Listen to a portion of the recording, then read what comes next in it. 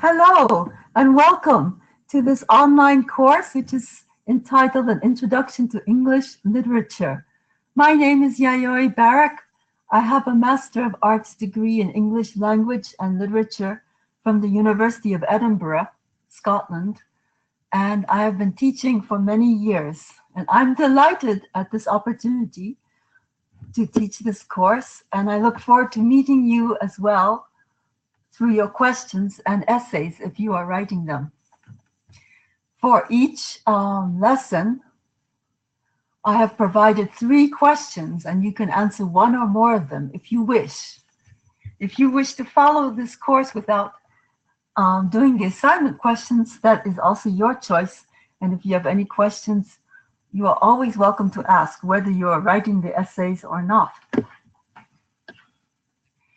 So for this course, I have chosen excerpts from some of the most important writers in England and America over the last 6 centuries or so. And I've chosen excerpts from people like William Shakespeare and Jane Austen and Charles Dickens. The goal of this course is to learn how to read and understand these writers, and I will be providing some analytical tools which will help you to do this. And you will find, as you develop the skills to read and analyze English literature, that it will help you in reading and analyzing literature in other languages as well, other languages that you may already know or that you wish to learn later. In addition, there are 2 tools which you will find very useful. One of them is a very good dictionary, the best dictionary that you can buy or that you can borrow or that you can access online. And the other tool that you will find extremely useful is a thorough understanding of English grammar.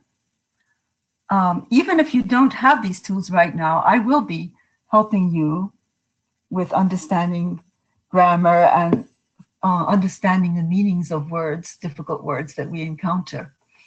Since I've chosen excerpts from different centuries of English literature, you will find that some words are very difficult and some words you may never have seen before.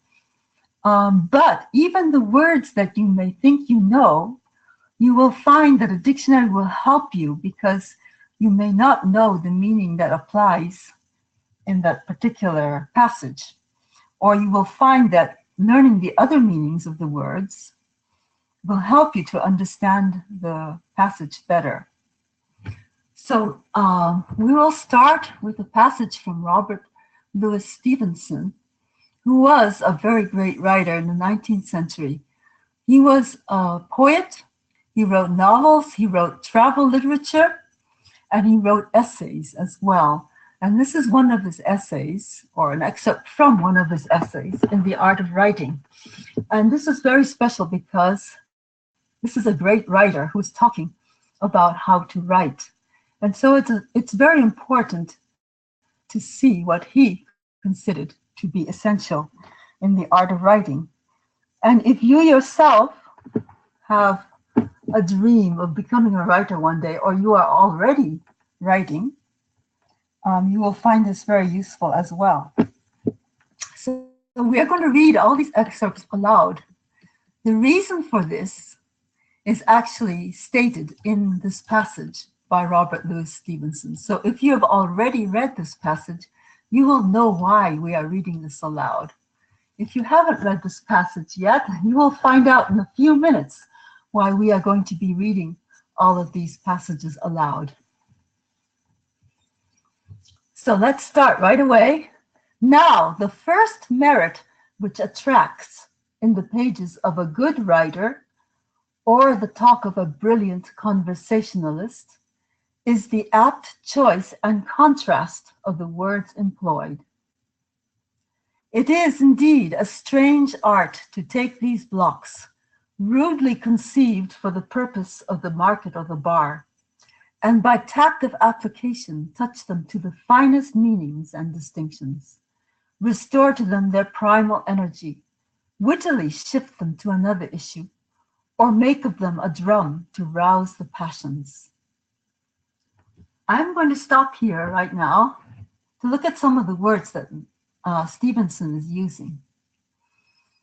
Notice, he says, the first thing which attracts the reader in the pages of a good writer is the apt choice and contrast of the words employed. So it's the words that are chosen, the way that they're used, and the way that they contrast with each other. That's what attracts attention in the first place. The blocks that he talks about in the second sentence are the words.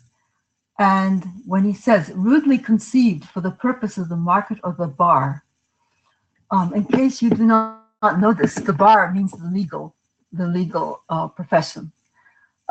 This is how it's usually referred to in Britain. The term barrister means a lawyer in Britain. It's not really used in America. But you will find as we continue to study that some words have a different meaning in America than they do in England. Robert Louis Stevenson himself did study law in Edinburgh. Yes, he went to the same university I went to. And he studied law there for a time, but he did not become a lawyer. So he's saying that words rudely conceived for the purpose of the market or the bar. The market is where people buy things. Before there were shops, there were markets. Now people go to supermarkets, but it's generally known that you can buy things without speaking a language properly. You can just point to something, or if you know the word for it, you could say bananas, and you will get them if you hand over the right amount of money. So he's contrasting here the fact that we use words for very simple everyday purposes, or for the legal profession, where people use words to put other people in jail or prevent them from being put in jail. And by tact of application, he says, what literature does.